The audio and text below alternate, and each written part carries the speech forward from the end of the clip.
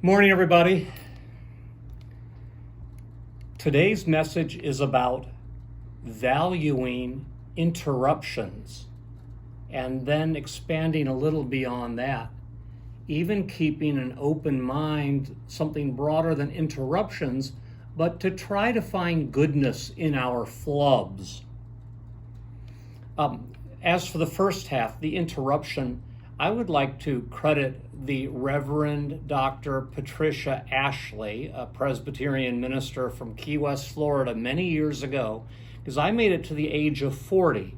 And I guess I had subconsciously maybe thought this once or twice, but maybe my subconscious wasn't even that smart. But she preached in a brilliant sermon how God is so often in the interruption. And once I heard that, in the intervening years, I found how often that is the case.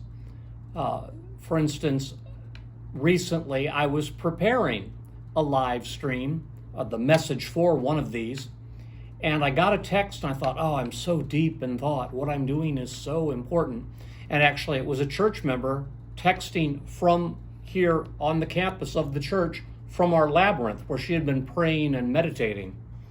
And I just had sort of this intuition that it's good to be interrupted and it's right. Or as we used to say a million years ago in the Lutheran Church, it was meet, right, and salutary that her text interrupted my little academic preparation. And we went into the sanctuary. We're not allowed to have services, but we can give out communion to small numbers of people. And that's exactly what she and I did. Had the 6-minute communion service that I'm doing pretty often these days. And you're all welcome to have, should you wish to have it. Let me know, come on by.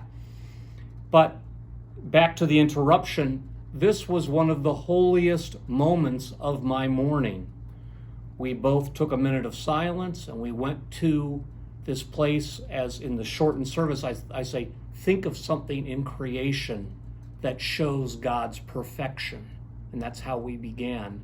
And it just carried on from that. The next step is to think of of how in creation there are broken edges, there are damaged places, there's hopelessness, there's pain. And that God is aware of that and saw that in contrast to God's creation and sent God's Son. We take a moment and think about that. We take communion, we say thank you. The service is over. And that sort of segues nicely to the second half of the message. Expanding on what Pat Ashley told me those years ago, somewhere along the way I noticed that mistakes we made, even if they're egregious errors, when we're being our stupidest selves, we can sometimes, especially at those very places, find God as prevalently, as frequently, as omnipresently as we can in interruption. It's our weakness that makes God strong. It is our brokenness, and it's the same story of the crucifixion. As prophesied by Isaiah, it's through his wounds and stripes we are made whole. It makes no sense. It's a complete paradox.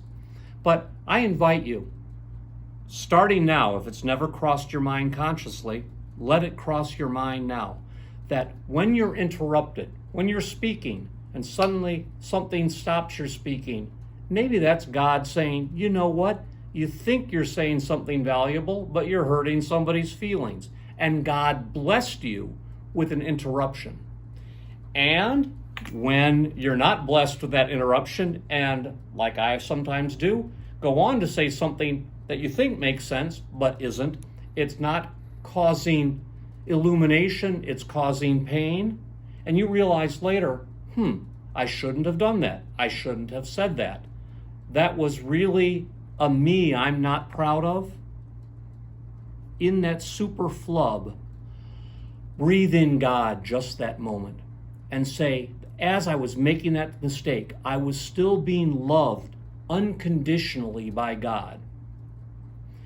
If you can just manage that bit of God consciousness when you're interrupted or you realize you've committed an error, you don't need to fix it. Just acknowledge, God was with me even then with unconditional love.